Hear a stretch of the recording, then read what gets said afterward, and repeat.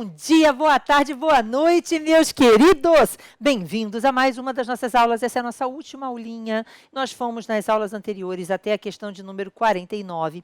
Só que eu acabei de descobrir, gente, que nos slides que eu mandei para vocês também deve estar assim, de que eu, na verdade, repeti uns números, né? Fiquei maluca aqui, né, na hora de preparar os slides. Na verdade, porque eu copiava e colava para poder facilitar a edição, e acabei reproduzindo errado aqui o número das questões. Então, a gente estava na questão de número 49, a questão de número 49 já foi corrigida, tá? Aí a gente deveria entrar na 50, né? Essa 42 a gente já viu, já vimos, certo? E depois, olha só, em vez de numerar como 50, como eu olhei a 42 ali, eu saí numerando 43. Então, a gente tem aí um número de questões com um número repetido, tá? Então, essa questão deveria ser a 50, mas eu vou seguir essa ordem, que é para a gente não se perder aí em relação aos slides que você tem em mãos, tá? Então, vamos lá. Essa questão 2004, uma questão antiga, certo? De escrivão da Polícia Federal, um concurso regional. 2003 e 2004 houve um nacional e um regional, isso mesmo. E aí, essa questão é uma questão que trata também dessas situações relacionadas à ação penal. Então, a gente tem que ter atenção, um dos editais tem ação penal, o outro não tem, mas de qualquer forma a gente tem que olhar as questões, tá? Então, João, promotor de justiça, ação penal e inquérito, né? João, promotor de justiça, tendo recebido inquérito policial instaurado para apurar o crime de extorsão mediante sequestro, promoveu o seu arquivamento, que foi homologado judicialmente. Aquilo que nós já conversamos a respeito do arquivamento. A probabilidade de cair conclusão de inquérito vai estar relacionada ao artigo 10, né? Mas o artigo 28, ele meio que está fora da jogada por conta da suspensão do pacote anticrime pelo Supremo Tribunal Federal. O artigo 28, com a redação nova, está suspenso, né? Mas, de qualquer forma, vamos ver a questão. Então, que foi homologado judicialmente. Nessa situação, não concordando com o pedido formulado, o ofendido, entendendo que a infração penal encontra-se devidamente caracterizada no que diz respeito à materialidade e à autoria, poderá ajuizar ação penal privada subsidiária da pública, desde que o faça dentro do prazo de 6 meses, contados da data em que veio a saber quem é o autor do fato. Então, repare, gente, questão clássica sobre ação penal privada subsidiária, né? Então, quando a gente pensa na ação penal privada subsidiária da pública, a gente tem que lembrar que ela só pode ser promovida se o Ministério Público ficar inerte. Então, só se o MP ficar inerte. Você, que está se preparando com afinco, violentamente, fazendo o maior número de questões que você puder, elaboradas pelo CESP, SEBRASP e tudo mais, você vai encontrar na prova de delegado do Maranhão de 2018 uma questão que foi muito criticada, muita gente tentou derrubar a questão, tentaram a anulação da questão, mas a questão não estava errada não, a questão está certa. É uma questão que vem contando uma história, certo, de eu não me lembro se era uma omissão de socorro, um homicídio, não me lembro de um homicídio culposo, não me lembro exatamente o que era, mas a questão vem contando uma história, e aí diz que o Ministério Público, ele não exerceu o direito de ação, ou seja, não ofereceu a denúncia dentro do prazo legal. A vítima foi lá e ofereceu a queixa. Então, não, a questão diz assim, o MP não ofereceu a denúncia no prazo legal. O MP, depois do prazo, se manifestou pelo arquivamento. Então, ele, na verdade, tem 15 dias se o indiciado estiver solto para oferecer denúncia. 5 se estiver preso, 15 se estiver solto. É o artigo 46 do Código de Processo Penal. Se o MP fica inerte, surge para a vítima a chance de oferecer a queixa subsidiária, a ação penal privada subsidiária da pública, que depende da inércia do MP. Nessa questão, a questão dizia, olha, o MP perdeu o prazo. A vítima, então, passa a ter o direito de queixa. Depois que o MP perdeu o prazo, o MP foi lá e pediu o arquivamento, se manifestou pelo arquivamento. E aí, no final, a questão diz assim, só que nesse ínterim, o pai da vítima ofereceu a queixa. Na verdade, a questão ela faz uma jogadinha na ordem, ela faz de propósito. Porque quando a questão diz nesse inteirinho, ou seja, o MP perdeu o prazo, antes dele se manifestar pelo arquivamento, ele fez a manifestação dele pelo arquivamento foi intempestiva, certo? Mas antes disso, a vítima já havia oferecido a queixa. Ana, não estou entendendo. Então, peraí, eu acho que é melhor a gente desenhar. Nessas horas, desenhar é a melhor alternativa, né? Embora só uma das nossas provas vá trabalhar a ação penal, mas de qualquer forma, raciocina aqui comigo, olha só, tá? Então, quando a gente pensa na ação penal privada subsidiária da pública, a gente tem que lembrar que nós estaremos diante de um crime de ação penal pública, no qual o Ministério Público é regido pelo princípio da obrigatoriedade. Por que a Constituição garante, no artigo 5º, inciso 59, a figura da ação penal privada subsidiária da pública? Por um motivo muito simples, porque, na verdade, a inércia do MP não é compatível com o princípio da obrigatoriedade. Então, se o MP é regido pela obrigatoriedade nada fez, lembre-se que quando ele se manifesta pelo arquivamento, ele não viola o princípio da obrigatoriedade. Porque obrigatoriedade não é o MP tem que oferecer a denúncia. Obrigatoriedade é presentes as condições da ação, o MP tem que oferecer a denúncia. Então, o MP, quando se manifesta pelo arquivamento, ele não está fazendo isso porque ele não quer processar, ele faz isso porque ele não pode, né? Então, na verdade, ele tem que oferecer a denúncia se estiverem presentes as condições da ação, legitimidade, interesse, possibilidade jurídica do pedido e a justa causa, que é o suporte ou lastro probatório mínimo, ou seja, prova da infração e indícios suficientes de autoria. Então, quando o MP se manifesta pelo arquivamento, quando o MP devolve os autos de inquérito à delegacia, veja, ele não está violando o princípio da obrigatoriedade. Agora, se ele não fizer nada, então ele não denunciou, não determinou o arquivamento, não promoveu o arquivamento, não devolveu a delegacia. Ele não fez nada, ele ficou inerte. Aí sim, ele viola o princípio da obrigatoriedade. E qual é a sanção para essa violação, para essa desídia, né? Para essa falta de atuação do MP quando ele deveria ter atuado? Veja, é o fato da vítima poder oferecer a queixa. Então, o que você tem é a ação penal, a possibilidade da ação penal privada subsidiária da pública. A possibilidade, é lógico, porque eu não tenho certeza se a vítima vai oferecer a queixa ou não, né? Então, eu tenho um crime de ação penal pública no qual, olha só, o inquérito ele foi remetido ao Ministério Público e, de acordo com o artigo 46 do CPP, o MP tem 5 dias se o indiciado estiver preso, 15 dias se o indiciado estiver solto. Na verdade, são os 15 dias, né, gente? Porque se o indiciado estiver preso e o MP não fizer nada, a prisão vai ser relaxada e ele vai virar o indiciado solto. Mas, então, no 15 dias é o prazo que o MP tem para oferecer denúncia, devolver à delegacia, requerer o arquivamento, né? Hoje em dia, determinar, quer dizer, na verdade, promover, vamos colocar assim, promover o arquivamento. Bom, então, se o MP fizer qualquer uma dessas coisas, a vítima não tem direito de oferecer a queixa. Para que ela possa oferecer a queixa, que a gente chama de queixa subsidiária, o MP não fez nem isso, nem isso, nem isso. O MP não fez nada. O MP ficou inerte. No momento em que ele fica inerte, contados da inércia do MP, veja, então aqui, do 16º dia, portanto, a vítima, ela tem 6 meses, que são 6 meses decadenciais, contados da inércia do MP, portanto, do final da contagem do prazo do MP, ela passa a ter legitimidade, certo? Legitimidade do ofendido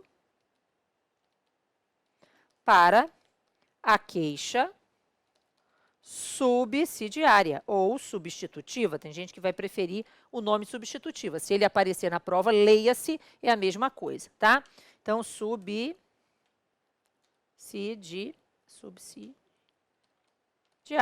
Ok? Então, o que você tem, na verdade, é que a vítima, contado da inércia do MP, passa a ter 6 meses para oferecer a queixa subsidiária.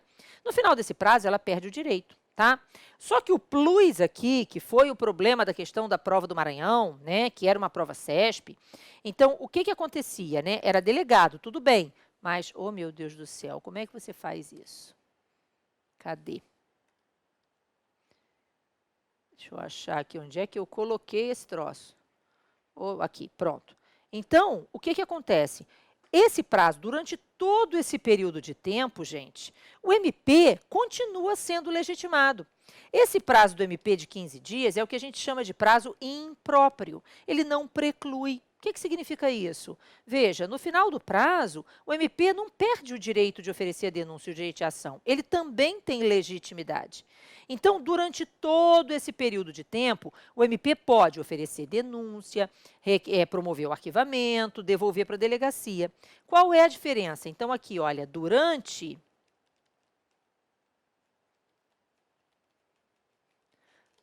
legitimidade do MP para a denúncia. Então, o que acontece é que durante este período de tempo, compreendido entre o final aqui dos 15 dias, o 16º dia, e o final dos 6 meses, durante todo este período de tempo aqui compreendido, o que você tem é legitimidade concorrente. Ou seja, tanto faz. Pode o MP oferecer a denúncia ou a vítima oferecer a queixa. E vale quem agir primeiro. E aí a questão, ela levava o pessoal à derrubada por causa disso. Porque ela dizia o seguinte, olha só, o MP ficou inerte. Depois do prazo, o MP promoveu o arquivamento. Nesse inteirinho, a vítima ofereceu a queixa. O que o pessoal não percebeu é que a questão pegou no português. Quando a questão colocou nesse inteirinho a vítima ofereceu a queixa, significa antes do MP se manifestar pelo arquivamento, ou seja, nesse período compreendido da sua inércia, né, e o momento em que o MP se manifestou pelo arquivamento, a vítima já tinha oferecido a queixa. Então, na ação penal privada subsidiária da pública, eu preciso que você se lembre do seguinte, o MP tem que ter ficado inerte. E durante esse período de 6 meses, vale quem agir primeiro, ok? E quando eu falo agir, pode ser, se o MP se manifestar primeiro pelo arquivamento, vale o arquivamento. Se o MP se manifestar primeiro pela devolução dos autos de inquérito à delegacia, vale a devolução dos autos de inquérito à delegacia. Se ele oferecer denúncia antes do oferecimento da queixa, vale a denúncia. Agora, se a vítima oferecer a queixa antes do MP se manifestar, vale a queixa da vítima e o que você tem é a ação penal privada subsidiária da pública. Ok? Entendido, gente? Beleza? Então, vamos olhar de novo essa questão aqui. Então, João, promotor de justiça, tendo recebido inquérito policial instaurado para apurar o crime de extorsão mediante sequestro, promoveu o seu arquivamento, que foi homologado judicialmente. Nessa situação, não concordando com o pedido formulado, o ofendido, entendendo que a infração encontra-se caracterizada tanto quanto a materialidade quanto a autoria, poderá ajuizar a ação penal privada? Não poderá. Por quê? Porque o MP já se manifestou pelo arquivamento, ok? Então, está errada essa questão que eu coloquei o número de 43, mas que seria a questão 50. Mas esquece aí o número, vamos seguir a sequência, certo? Você já sabe que está na sequência dos slides. Questão de número 44. São pouquinhas questões de ação penal, mas questão de número 44. A ação penal será pública em qualquer crime praticado em detrimento do patrimônio ou interesse da União. Verdadeiríssima. Certíssima. Gente, não precisa muito para a gente concluir o acerto dessa alternativa. Certo? Até o crime de dano, que em regra é um crime de ação penal privada, né? Ele é o principal, na verdade. Porque o crime de dano é um crime de ação penal privada, certo? Mas, quando o dano é praticado contra patrimônio público, contra interesse público, é um crime de ação penal pública. Lógico, a ofensa se dá a bem público, não é? A interesse público. É evidente que o crime é de ação penal pública. Outro exemplo, vou te dar um exemplo. Crimes contra a propriedade imaterial. 9279, né? A lei e tal. Crimes contra a propriedade material. Violação de patente, marca, desenho industrial, símbolos e tal. Nesse caso, a regra é a ação penal privada. Mas, veja, quando o que você tem é um crime contra a propriedade imaterial, que atente contra o uso, né, com o uso não autorizado de símbolos nacionais, símbolos públicos, tipo assim, o indivíduo não é deputado e bota o brasão da Câmara dos Deputados em todos os documentos oficiais dele. Olha só, todos os documentos oficiais, não, todos os documentos dele que não são oficiais, né? Então, o uso indevido do brasão da República, enfim, de símbolos nacionais, é evidente que o que você tem ali é um crime de ação penal pública. São, inclusive, os únicos crimes contra a propriedade imaterial que são de ação penal pública e incondicionada. Os outros são crimes de ação penal privada, né? Então, o que você tem aqui é realmente quando o crime ofende bens, interesses da União, o que você vai encontrar é um crime de ação penal pública incondicionada. Ok? Tranquilo, gente? Está certíssima essa assertiva. Muito bem. Questão de número 45. E aí diz a questão de número 45. Julgue os itens a seguir acerca... vamos pegar um exemplo para essa hipótese do dano. Recentemente, aquele ataque ao Supremo Tribunal Federal. Entendeu? Com fogos, não sei o que e tal. Então, se você danifica patrimônio público, o crime é de ação penal pública. É uma coisa meio óbvia, tá? Aí, voltando para cá. 45. Julgue os itens a seguir acerca da tentativa de violação de sigilo do voto, que é um crime eleitoral punível com detenção de até 2 anos. Só coloquei aqui, gente, porque encontrei essa questão lá, tá? Mas olha para cá, gente, novamente, os crimes eleitorais são todos eles crimes de ação penal pública, tá? Então, são todos de ação penal pública. Então, a gente precisa lembrar disso. Agora, vamos lembrar aí que para PRF, o que você mais vai encontrar é a possibilidade da lesão corporal culposa de trânsito por causa do artigo 291, tá? Voltando para cá. Nos crimes de ação pública condicionada, o inquérito policial somente poderá ser instaurado se houver representação do ofendido ou de seu representante legal. Nos crimes de iniciativa privada, se houver requerimento de quem tenha... Acho que a gente já fez essa questão, e eu já fiz uma crítica de que eu discordo do gabarito. Nós já fizemos essa questão. Tá? Discordo do gabarito. Então, na minha opinião, essa questão, ela não está errada, mas ela pode estar incompleta, né? Porque na ação penal pública condicionada, o inquérito somente poderá ser instaurado se houver representação do ofendido ou do seu representante legal ou requisição do ministro da Justiça, se for uma hipótese de crime de ação penal pública condicionada à requisição do ministro da Justiça, né? Mas eu acho assim, que o que está aqui reproduz exatamente o que está escrito no código. Aí você vai dizer que está errado, entendeu? E nos crimes de ação penal privada, de quem tem a qualidade para intentá-la. Mas tudo bem, né? Então, a gente tem que pensar por que esse gabarito foi tido como errado. Mas eu acredito que a requisição, talvez, mas, enfim, a gente tem que tomar cuidado com determinadas questões. Eu discordo desse gabarito, vou reafirmar, tá? Porque eu acho que ele reproduz a letra da lei, reproduz o artigo 5º, parágrafos 4º e 5º do CPP. Mas tudo bem, vamos embora. Questão de número 47. E aí diz a questão de número 47. O recebimento pelo juiz da denúncia deve ser pautado pelo princípio do indúbrio pro societate, bastando para isso a presença da prova da materialidade da infração e dos indícios suficientes de autoria. Sim, o que você precisa... Veja, você não precisa de certeza, você não precisa de prova da infração e certeza da autoria para que o Ministério Público ofereça a denúncia e o juiz receba essa denúncia. O que você precisa é da justa causa. E o que é a justa causa? Prova da existência do crime e indícios suficientes de autoria. Agora, na dúvida, veja, o Ministério Público está ali atuando pró societate. Na dúvida, neste momento processual, quando a denúncia é oferecida e o juiz vai analisar se recebe essa denúncia ou não, o juiz deve atuar pró societate. Entenderam? Então, está certa essa alternativa. Então, quando a gente pensa o que o Ministério Público precisa para oferecer denúncia? Prova da infração e indícios suficientes de autoria. Ele precisa de certeza? Não. Ele precisa de indícios suficientes para a propositura da ação penal. A certeza será necessária para a condenação, ok? Questão de número 48.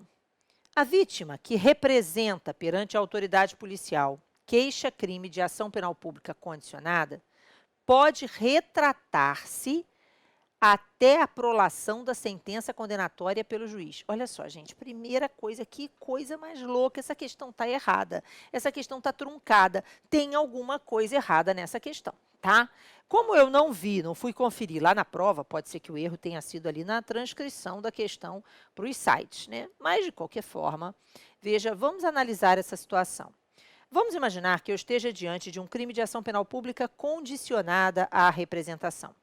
Se o crime é de ação penal pública condicionada à representação, a vítima ela pode retratar-se da representação até o oferecimento da denúncia. Então, a vítima pode se retratar da representação até o oferecimento da denúncia. É o artigo 25 do Código de Processo Penal. Então, a vítima, naquele primeiro momento, ela foi vítima de um crime de ação penal pública condicionada, aí ela está, revoltada, não sei o que, vai na delegacia, representa. Depois ela muda de ideia. Não, não quero isso não. Dá para retirar? Dá para se retratar da representação antes do oferecimento da denúncia. Depois que a denúncia foi oferecida, a gente tem que lembrar que a ação penal pública é regida pelo princípio da indisponibilidade. E o MP não pode desistir da ação penal. E a vítima, na ação penal pública condicionada, não é a titular. O titular é o Ministério Público. Ela apenas apresenta uma condição específica de procedibilidade, que é a representação, sem a qual a denúncia não vai poder ser oferecida. Essa representação é uma manifestação inequívoca de vontade. Não tem rigor formal. O depoimento da vítima, do qual eu extraio a vontade dela na investigação, já é a representação, tá? Bom, agora raciocina aqui comigo. Tem exceção, Ana? Tem. Tem uma exceção, que é violência doméstica e familiar contra a mulher. No caso da Lei Maria da Penha, a vítima, quando o crime for de ação penal pública condicionada, não é o caso de lesão corporal em violência doméstica contra a mulher, mas na ameaça por exemplo, então a ameaça é crime de ação pública condicionada. A vítima é vítima de violência doméstica familiar contra a mulher e o crime é ameaça. Então, nesse caso, a vítima pode retirar, sim, a representação. Mas ela pode retirar essa representação na presença do juiz. É diferente das outras hipóteses em que a representação é retratável na delegacia. No caso da Lei Maria da Penha, não. Entendeu? Tem que ser na presença do juiz até o recebimento da denúncia. Certo? Bom, agora vamos lá. Ana, e na ação penal privada? Na ação penal privada não existe representação, existe a queixa-crime. Ah, Ana, mas a ida da vítima na delegacia, para instaurar inquérito é um requerimento de instauração de inquérito, isso não é queixa-crime. Esse negócio que a gente escuta, vou na delegacia dar uma queixa, isso não existe. Queixa é a petição inicial da ação penal privada. Então, da mesma forma que o MP oferece a denúncia ao juiz, a vítima oferece a queixa ao juiz, buscando a condenação do réu. Então, não existe queixa em delegacia, entendeu? Então, a vítima ofereceu a queixa em juízo. Depois que ela oferece a queixa, ela pode, veja, na ação penal privada, a ação penal privada é regida pela oportunidade ou conveniência. A vítima oferece a queixa se quiser. Ela pode oferecer a queixa, pode, caso ela não queira oferecer a queixa, ela pode renunciar ao direito de queixa, de forma expressa ou tácita. Ou pode deixar fluir o prazo decadencial de 6 meses, porque ela tem 6 meses contados da data em que ela soube quem era o autor do fato para oferecer a queixa. A vítima na ação penal pública condicionada também tem 6 meses contados da data em que ela soube quem era o autor do fato para apresentar a representação. Então, nossa vítima tem 6 meses contados da data em que ela soube quem era o autor do fato para oferecer a queixa. Ela foi lá e ofereceu, beleza. Mas se ela não quiser oferecer, ela pode deixar fluir os 6 meses, e aí ela perde o direito de queixa no final desses 6 meses, ou, que é o caso da decadência, né? Ou ela pode renunciar ao direito de queixa, de forma expressa ou tácita.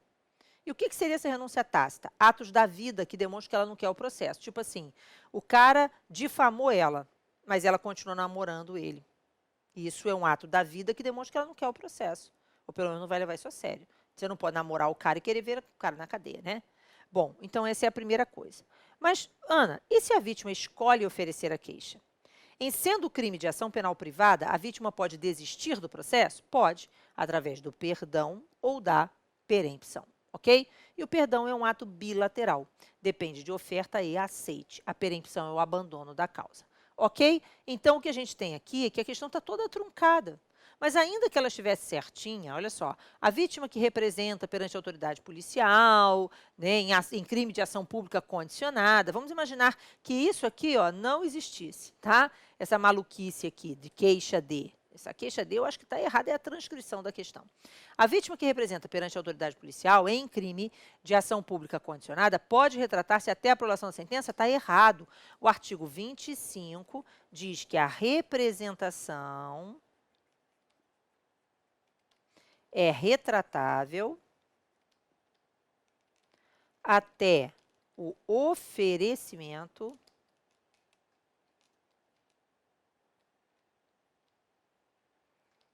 da denúncia. Agora, no caso da ação penal privada, a vítima pode desistir a qualquer tempo, certo? Desde que antes do trânsito em julgado, ela pode desistir oferecendo perdão ou abandonando o processo. Ok? Está errada essa questão de número 48. Questão de número 49. E aí diz a questão de número 49. Na hipótese do Ministério Público perder o prazo legal para oferecer denúncia pelo crime de roubo, a vítima poderá propor queixa-crime em prejuízo. Em juízo. Vamos de novo, vamos ler. Na hipótese do Ministério Público perder o prazo legal para oferecer denúncia pelo crime de roubo, a vítima poderá propor queixa-crime em juízo e mover ação penal privada subsidiária da pública no prazo de 6 meses. Perfeito. 6 meses, gente, lembrando, contados, neste caso, da data em que o MP permaneceu inerte. Então, o MP tinha 15 dias para oferecer denúncia, devolver para a delegacia ou requerer o arquivamento. Ele não fez nada. A vítima foi lá e ofereceu a queixa. Quanto tempo ela tem para fazer isso? 6 meses contados da inércia do MP. Então, a partir do 16º dia. Ok? Então, tornando-se o ofendido titular da ação. O membro do MP reassumirá a ação somente em caso de negligência. E o que seria essa negligência, né? Quando o crime é de ação penal pública, não cabe perdão, não cabe perempção. Perdão e perempção são institutos característicos da ação penal privada, dos crimes de ação penal privada, em que a vítima tem discricionariedade. É da natureza, é da essência da ação penal privada a discricionariedade da vítima. Ana, por quê? Porque quando o crime é de ação penal privada, aqueles crimes em que a lei diz assim, este crime somente se processa mediante queixa. Quando o legislador faz isso, ele está dizendo assim, olha, vítima, eu realmente tenho o direito de punir, eu, Estado, né? O Estado tem o direito de punir, o Estado tem que resguardar a liberdade do réu, mas o Estado também considera que esse crime é o tal do streptus fori, que esse crime, neste caso, talvez o processo seja mais gravoso para você do que o crime em si. Então, estou deixando ao seu critério, tá, decidir se você quer o processo ou não. Então, nesse caso, é da essência da ação penal privada essa discricionariedade da vítima. Vai ter processo se a vítima quiser, né? Então, isso é característico de crime de ação penal privada. Na ação penal privada subsidiária da pública, o crime não é de ação penal privada. O crime é de ação penal pública e o MP ficou inerte.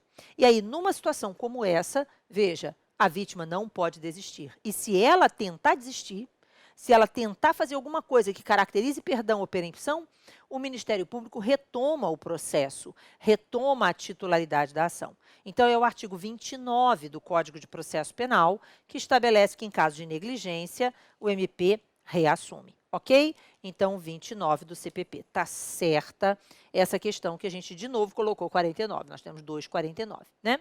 Agora, finalmente, os números não vão se repetir. Questão de número 50. E aí diz a questão 50. Havendo vários ofensores querelados, certo? Havendo vários ofensores querelados. O que é isso, Ana?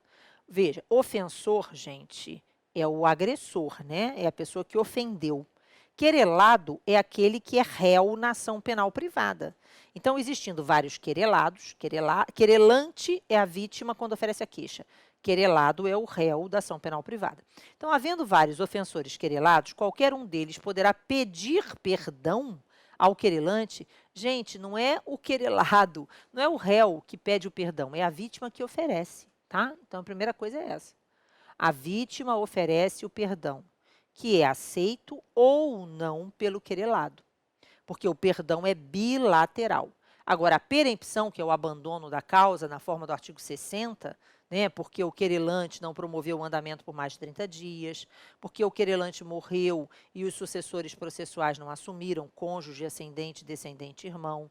E lembrando que, recentemente, o STF entendeu que o companheiro em união estável equipara-se ao cônjuge, tá? Então, é importante, isso tem grande probabilidade na prova que cai a ação penal, certo? Então, a gente tem que lembrar disso. Então, é preciso que o querelante ofereça o perdão, o querelado aceite. E a perempção, que é, no caso de morte do querelante, os sucessores não assumem, abandono da causa por mais de 30 dias, quando o querelante, né, que é a vítima, não comparece a ato ao qual deveria estar presente sem justo motivo, quando o querelante pede absolvição nas alegações finais e o crime é de ação penal privada, porque quando o crime é de ação penal pública, na ação penal privada subsidiária, o MP reassume, né? E quando o querelante for empresa, pessoa jurídica, e a empresa foi extinta sem deixar a empresa sucessora. Então, nesses casos, veja, o que você tem é a hipótese de abandono, que é a perempção. A perempção depende só da vítima, mas o perdão depende da oferta e do aceite. Então, havendo vários ofensores, e aí a gente precisa entender o seguinte, que no caso do perdão, se a vítima ofereceu o perdão, porque a ação penal privada é indivisível. A vítima pode escolher se quer o processo ou não, mas não pode escolher contra quem. Ela tem que oferecer a queixa contra todos os indivíduos que são contra quem há indício de autoria, porque isso não é vingança pessoal, não é vingança privada, né?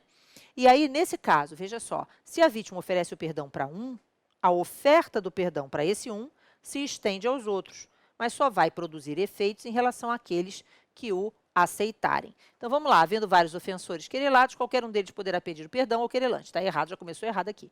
Nesse caso, sendo o perdão extensível a todos os querelados, extingue-se a punibilidade independentemente da aceitação do querelante. Está tudo errado, independentemente da aceitação. Se fosse assim a frase, olha, havendo vários ofensores querelados, a vítima, caso ofereça o perdão, a oferta do perdão será extensível a todos, extinguindo-se a punibilidade somente em relação àqueles que o aceitarem. É o artigo 51 do CPP, ok? Está errada a questão de número 50. Próximo bloco.